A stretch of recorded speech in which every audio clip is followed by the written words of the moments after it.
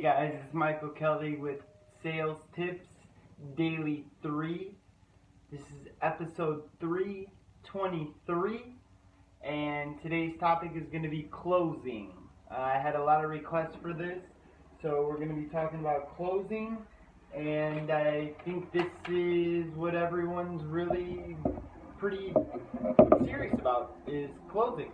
Making sure that we can close the deals. That's why we're here. Get the sale. So I'm going to get right into it. I want to try and make this video short. I want to be concise. So today's topic is closing. Sales tips, daily 3. Number 1, focus. And this goes hand in hand with concentration. A lot of times I see salesmen and saleswomen. I apologize if I use salesmen a lot. It's just a thing I say, but I mean general guys and girls. But I see a lot of people when they're selling either coloring or drawing, and that might be alright for them. I'm not saying anything bad about that. That might keep their head from going to other places during the process. That's just not my style. My style is I get so focused and wrapped up in the process and the conversation that I'm having that the building could catch on fire and I wouldn't know.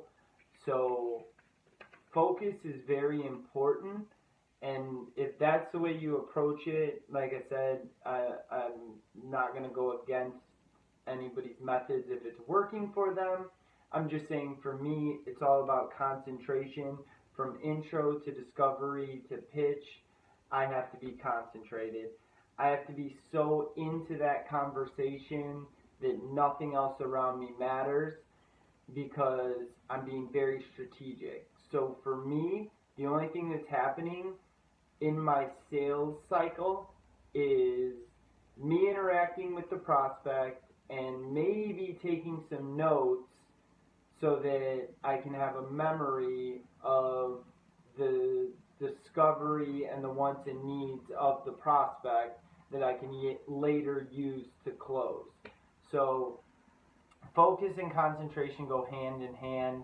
I'm labeling this one focus because it's the whole process is focus.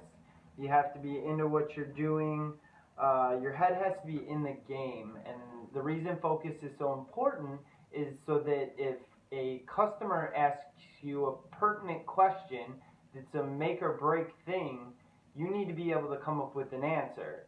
And if you're occupying your time by doing something else, sometimes that split second can lose trust for you. So I have to stay focused. I'm in the call, I'm concentrated, and that's the only thing I'm thinking about. So number 1, focus. Number 2, engagement. Guys, the analytics on this is that our prospects hear 20 to 30% of what we're actually saying. So the key here is repetition. The key points of your product or service need to be repeated multiple times so that towards the end of the sales process, it doesn't come back to, well, Michael, you never told me about that. If I say it 4 or 5 times, or if I say it so many times that the prospect says back to me, you already said that, then I know that I've gotten the point across. And a good way to test this engagement is by asking questions. Something like, like we give 6 months to travel. So I'll say something like, hey, Mr. Johnson, yeah, with the product that we're talking about right now, you have 6 months to use it. Does that make sense? Or do you understand? And then you'll get one of 2 things. You'll get a yes, or you'll get what? And then you know that they're not paying attention, but you did just grab their attention. So engagement is very important. And one of the things I want to bring up with this is what I like to call pregnant pauses. Now, sales trainers are going to tell most first-time salesmen and newbies that they need to slow down. They need to slow down their speech. I never really had a problem with that. I've always tried to be very articulate, and I'm very self-aware, so I know that I'm a good communicator. So there's certain times where I will talk faster when I'm losing attention and I'm trying to gain it back, and there's certain times when I need to get a point across by talking slow. But pregnant pauses give your prospect or customer an opportunity to process exactly what you guys are talking about and maybe decide in that small amount of time that you pause if you're fulfilling their needs, or it gives them an opportunity to come up with a question back to you, which again talks about engagement. So I use these pregnant pauses. And one more thing I want to add to this, it's really important, it's an interesting psychological theory to me, is being quiet after the customer speaks. So it sounds something like this. I say, so Mr. Johnson, does that sound good? And he says, Michael, yeah, I liked everything that you said. I'm just not interested. As salesmen, our first reaction is to instantly rebuttal. What I've learned through studying psychology is that sometimes it's better to just be quiet. Don't say anything. And it's funny because it goes something like this then. Mr. Johnson, does that sound good? Yeah, Michael, I love everything you're saying, but I'm just not interested. Now I'm quiet, and then you'll hear, because, I can't see myself traveling out there in 6 months. Or the $199 is a little too rich for my blood. So a lot of times, by taking the pregnant pause after they speak is a good way to pull that objection out without even having to do any work, by just being quiet. You're not interested? I don't rebuttal. Customers feel uncomfortable with silence, so then they will sometimes express their real objection. And then at that point, you can rebuttal it and come back with your response. So pregnant pauses to let them process and think of their questions. And then sometimes when you get certain things like not interested, don't say anything at all after they say that, and let them speak again next, because then you can get the real objection from them sometimes, most of the time. I think it works a lot, actually. And this is something you have to try out for yourself just to see how it works. Now, third, today we're talking about closing. Third is close the sale.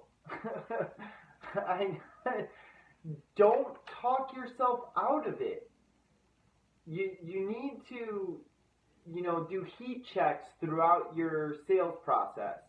But once you fulfill the need or want, or once, we sell on a short sales process. So when you get the impulse or the emotion at its height, that's when you want to go for the close. So when you have fulfilled a need or want for your prospect, go for the close. A lot of times, you ask a trial close, like after you've explained everything, Mr. Johnson, okay, so do you think that would work for you, or that would work for you, right? If they say yes, say, okay, great, what kind of car do you want to put that on today? And I've heard people say, Okay, and this is how the process works. No, that's horrible. Do not do that. Close them. If you fulfill the want or need, if your product or service has solved the problem and you've communicated that to the guest and the guest has now agreed with you and you've done a trial close and they said yes, then close them. Visa, MasterCard, American Express, or Discover. What kind of card did you want to use today, Mr. Johnson? Not, yes, Michael, that sounds good. And then I follow up with, okay, well, the way the process works is blah, blah, blah, blah. Close. Guys, go for the close. It blows my mind how close people get to the close and then they overtalk themselves out of the close. Like, it's unnecessary and you don't need to do it. Like, if you get them there, if you do it, then finish it off. And finish it off quickly. Because do not give them time then, or do not give yourself time to talk yourself out of it, and don't give them time to think themselves out of it. You got them there. You got that impulse curve. Boom, you're at the height. You're at the height of the emotion. They're excited. They're pumped. You solved a problem for them. You fulfilled a need or a want. They want to buy it. And now you're going to go, and this is how the process works. No. Visa, MasterCard, American Express, or Discover. How do you want to pay for that today, Mr. Johnson? So guys, it's simple. Don't over-talk yourself out of the close.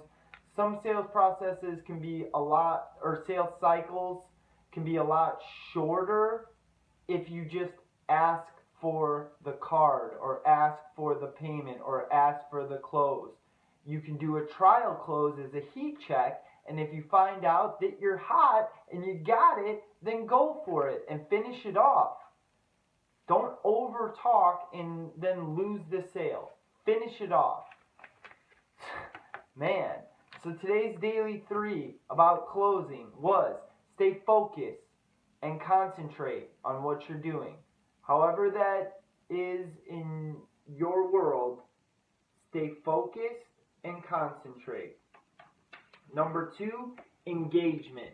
Stay engaged with your customer. Ask questions. Repeat, repeat, repeat. Ask more questions. Use pregnant pauses so that they can think, so that they can ask questions back and be engaged with you, and it can be a conversation. And then third, close the sale when the opportunity arises. Good? Alright. This has been Michael Kelly with Sales Tips, your Daily 3. I appreciate you guys. I'm pandering again. Like, subscribe, comment. Remember, your comments fuel the content. I'm not a sales guru. I'm not the best salesman in the world. But we're creating a community where we're all helping each other to get better. We're going to increase our sales, which increases our income, and that's what we're here to do.